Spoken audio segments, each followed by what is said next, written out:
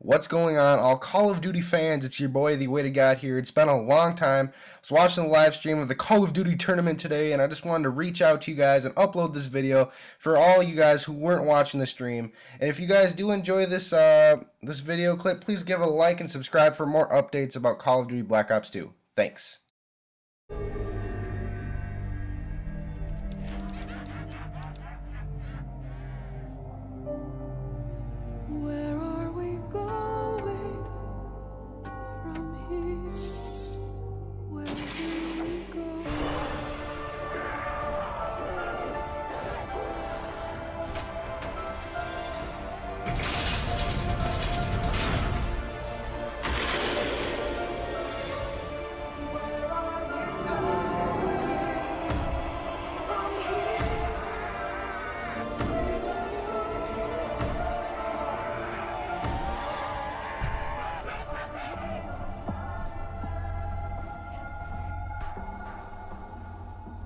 It was a challenge to try and capture something as iconic as Alcatraz. You know about this. This is arguably the most famous prison in the world, and now you're in it. Just the space, the physicality of it, because it's quite claustrophobic.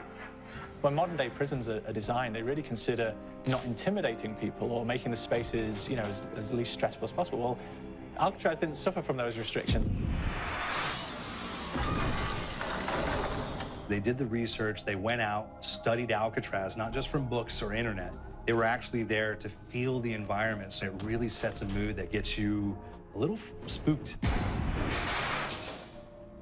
Well, we kind of started with the base layout of Alcatraz. The entire island we ended up roughing out in kind of a white box form, and then figuring out what play spaces we wanted to use out of that, what would be the most interesting areas to play in, and the connections between spaces, and spaces that the public doesn't necessarily get to go into. We really did a lot of pushing to really enhance that psychological horror aspect that we're really looking for. And this is a really good opportunity to really tell something special. Like I got stuck right through the gates of hell! This time around, I feel like it's been identified that there are these side missions that you're going to go out and try to accomplish. Al and the rest of the groups put together this escape plan, but the point is to get the parts and assemble this plane so they can get off the island. We did something new for the first time. We have actually contextual music that goes off. So that's a first for zombies. And it's all based around this horror thriller aspect. Every location will have a specific stinger that you hear when you find it, when you discover it, when you start unraveling the story. We start building on the music that you're hearing, and it's really enhancing that experience and going along with it in parallel.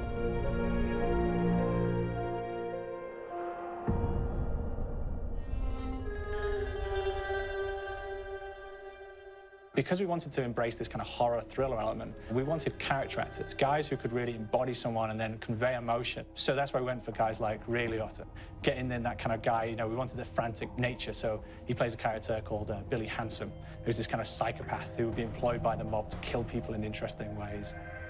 Chaz Palminteri, he plays a guy called Sal DeLuca, an old mob boss. Michael Madsen playing Finn O'Leary. He's kind of worked himself from the floor, from the streets. He's got his hands dirty in the blood and the guts a couple of times. And then we had Joe Pantoliano, and he plays Arthur Arlington, who's nicknamed the Weasel. Those guys, they bring a quality and a subtlety and timing that you can't really identify or try to recreate.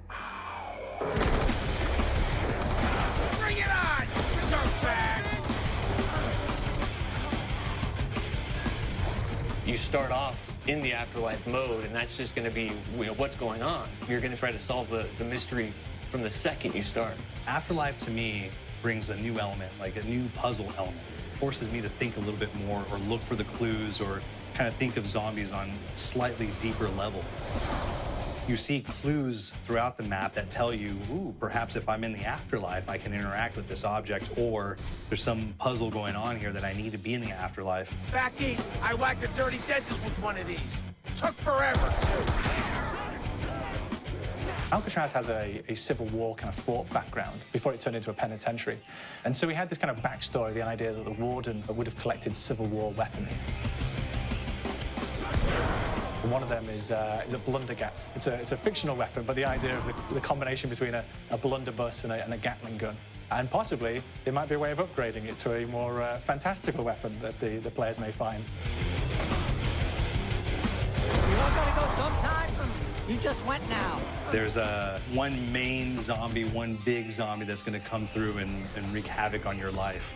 He'll lock down the perk machine, he'll close down the box, so you have to pay to get that open again. So you don't want him to interfere with your process. Now's a good time to pick a fight.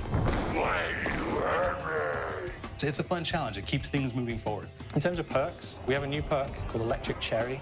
When you reload, it gives a shock around you, which scales over time. I was asking for increased balls. There is so much to experience in this map. Every time I play it, there's a new tactic to take, a new experience, a new objective to go for. But there's also this layer of things that we aren't exactly exposing to the players right off the bat and will need to be discovered. Don't let me go. Is it the calling we hear? We've got the undead in there, we've got these historical elements, and these fantastic actors all seem to be with peace with each other in this kind of same world. So it's magical, and our team is incredibly excited by it. Is it the